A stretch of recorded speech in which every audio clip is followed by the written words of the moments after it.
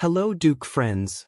Dad of high-profile recruit talks to Duke basketball coaches. Do the Duke folks already have their eyes on an elite 2028 recruit? This is big. Let's get to the news. Duke basketball continues to demonstrate that planning and anticipation remain pillars of the program under Jon Scheyer. Even with the official focus still far from the class of 2028, clear signs indicate that the staff in Durham is already monitoring, with surgical attention, names that could define the future of the blue team in the medium and long term. One of those names is Mason Collins, an elite wing from the Tattenall School in Delaware, currently named as one of the top 10 players of the entire 2028 cycle. The mere mention of conversations between the athlete's father and members of Duke's coaching staff carries considerable weight. This is not a casual contact. Mason Collins emerges as a five-star talent on the rise, with a physique increasingly tailored for high-level college basketball, as well as a versatility that fits the profile valued by Scheyer since taking over the program. The initial interest, still without a formal offer, reinforces the image of Duke basketball attentive to the future, capable of acting even before the market officially heats up. Mason's family background also helps explain the maturity with which his recruitment has been conducted. His father, Marty Collins, has an in-depth knowledge of the behind-the-scenes aspects of college and professional basketball. A former standout for the Temple Owls between 2002 and 2006 and with 4 seasons in the NBA, he now serves as his own son's head coach and has been a central player in managing this beginning of his career. In a recent conversation with 247 Sports, Dushan London, Marty confirmed that, although Mason is still only a sophomore in high school, there is already a respectable line of traditional programs paying attention to his development. Among the first offers received is that of South Carolina, a move that is not surprising given the family ties to the program, as Ariana Moore, Mason's mother and also a former Temple athlete, currently holds the position of Director of Women's Basketball Operations for the Gamecocks. Virginia also entered the race after a recent visit, fueled by family ties, and other powers such as Villanova, Clemson, Syracuse, and Notre Dame appear on the radar.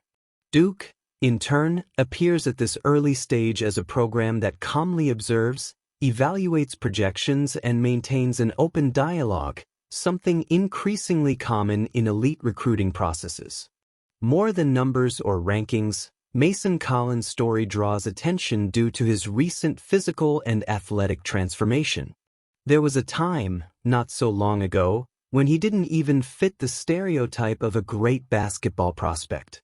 According to reports from Marty Collins himself, Mason was a shorter boy, with interests divided between American football and professional wrestling, dreaming of being an NFL quarterback. The growth spurt completely changed his perspective, something that even surprised his father, but never his mother, who always believed in the potential that is beginning to materialize today. This rapid evolution helps explain why programs like Duke basketball maintain caution and interest simultaneously. This is an athlete who is still adapting to his own body, but who is already demonstrating impact in competitive environments. A clear example was his participation with the United States under-16 men's national team, champion of the FIBA under-16 Copa America in 2025.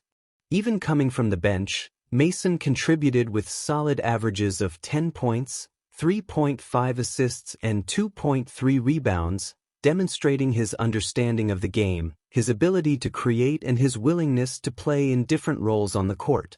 Perhaps the most symbolic detail in this whole story is the fact that Mason Collins himself has already declared that his dream college is Duke.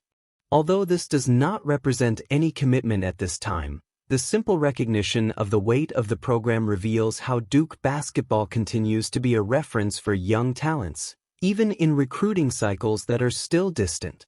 The program not only attracts athletes ready for immediate impact, but continues to be present in the imagination of those who project the highest possible level for their sports training. Although Duke has not yet officially delved into the 2027 class, much less the 2028 class, the movement around Mason Collins suggests quiet, strategic work aligned with John Shire's long-term vision. In an increasingly competitive college recruiting landscape, being one step ahead can make all the difference. And when the time comes to intensify efforts for the 2028 cycle, it appears that Mason Collins will be a very familiar name in the halls of Durham. And what do you think? Comment.